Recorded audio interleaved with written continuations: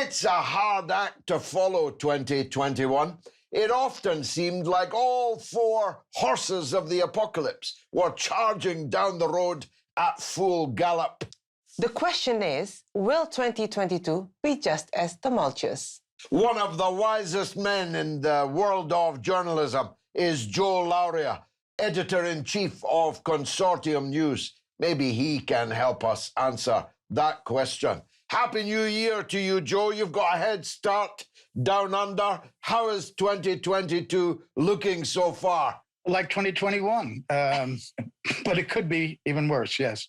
Tell us, in what way could it be worse? I think there's a couple of things I've identified that we should focus in on about what might happen during this new year. And one of them is Ukraine. Very dangerous situation with the spring offensive most likely planned by Kiev with U.S. logistical and intelligence support. There's been incessant talk in Western media from Western governments about Russian invasion. What will Russia do?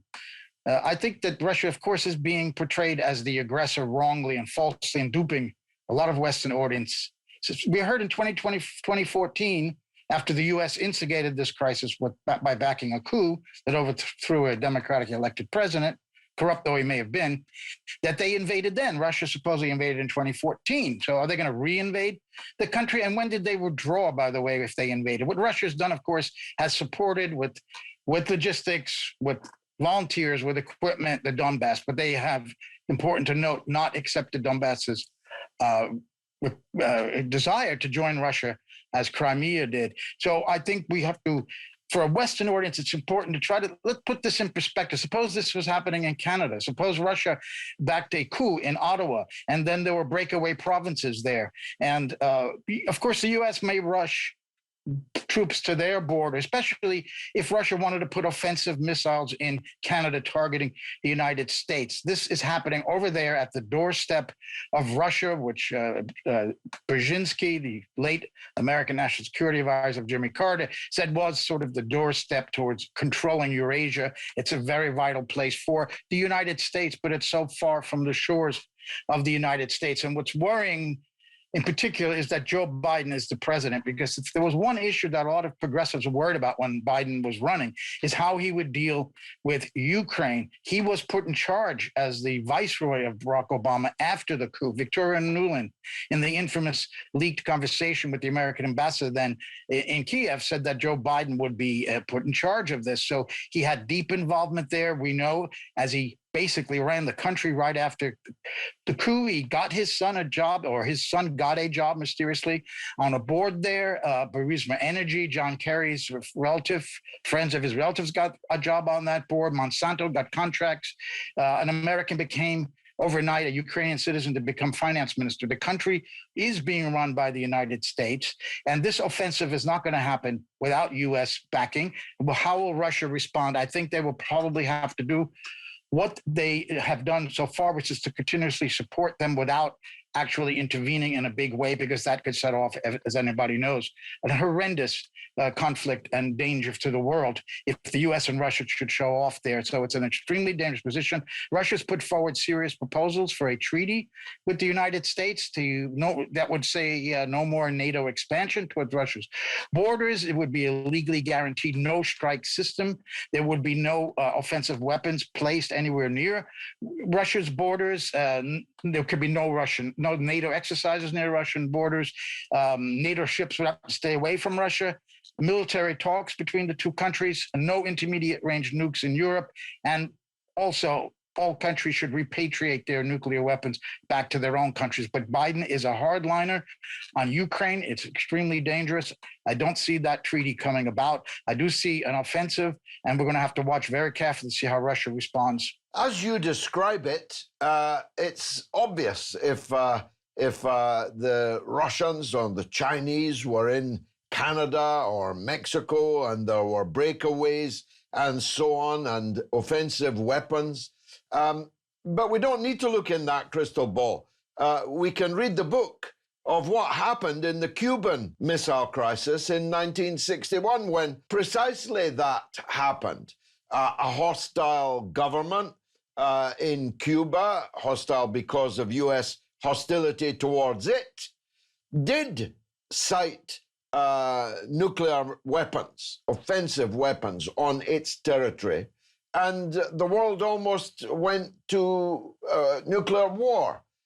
Why is it so difficult for people to see how hard it is for Russia to accept Ukraine becoming pumped up full of weapons, as Putin put it? Because of incessant propaganda that Russia is the aggressor here, that they are massing troops on the Ukrainian border to march in the way Hitler marched into Czechoslovakia. It's absolutely absurd.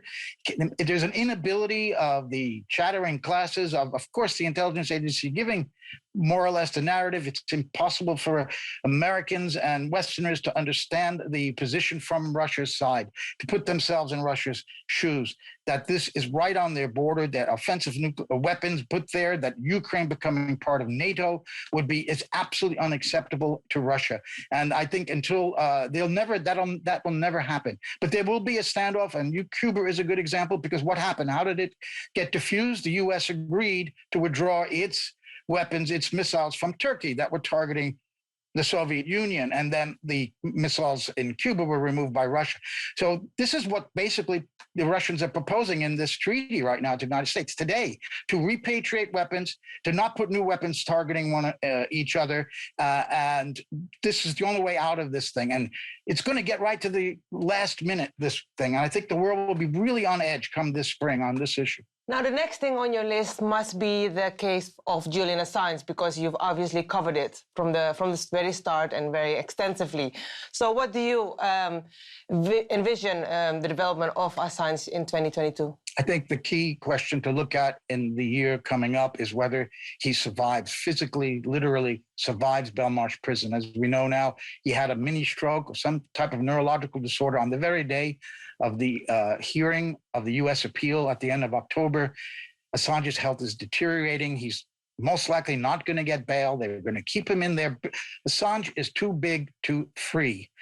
He is too important to destroy. He has undermined and threatens the legitimacy of the entire system that Britain and the United States are such a big part of, including the judiciary in Britain. He cannot stand. He cannot be freed. This clearly, that high court order was so absurd because they agreed completely with the lower court's decision not to extradite because it would be oppressive. They never challenged those medical issues.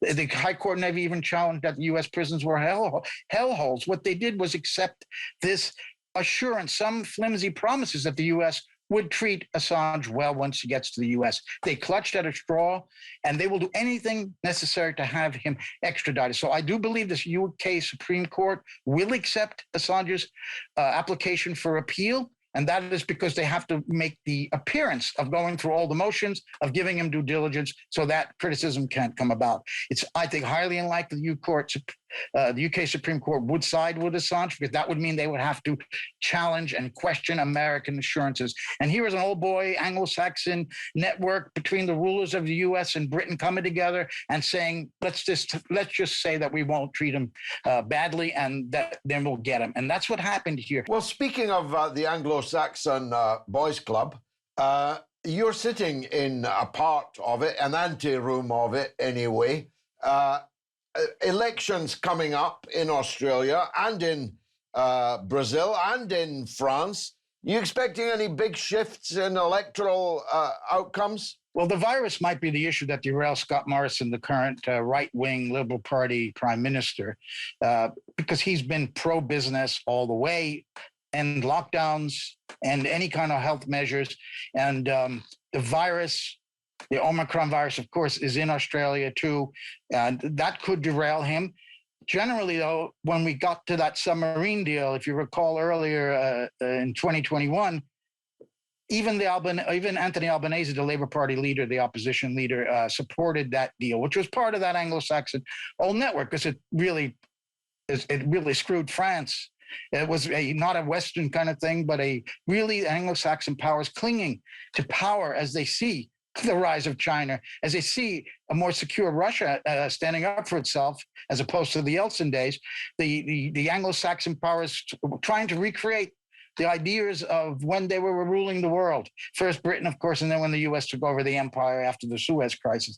So unfortunately, the this Australian government and everyone since the mid-1970s when Gough Whitlam, a very progressive prime minister who wanted to break that relationship, that servile relationship with the United States, he was overthrown in a coup, backed by Buckingham Palace, backed by the CIA. That sent a message to every Australian leader since: you don't go too far in criticizing the U.S. So on both sides, the Labor and the incumbent Morrison, there's not going to be any break with the U.S.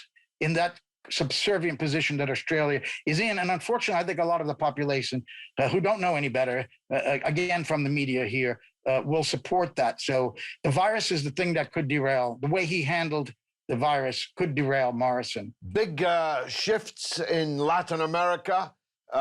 Chile electing a left-of-center president. Peru also, Argentina. Do you think Bolsonaro is for the drop when the Brazil elections come along? Speaking of how somebody handled the virus, I don't think there's been anybody worse than Bolsonaro. Maybe Donald Trump came close, and that cost Trump the election.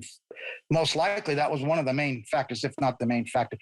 I think the Brazilian people should be and probably will be fed up with this guy, and I think he's long for it. But you talk about left-wing governments coming back in Latin America, this is a constant development. They keep coming back, and the U.S. has not lost the playbook that they had during the height of the Cold War, from the coup in Guatemala in 1954. The U.S. continues to play games and overthrow governments as if we haven't come out of the Cold War, as if there's been no break from the days of Allen Dulles.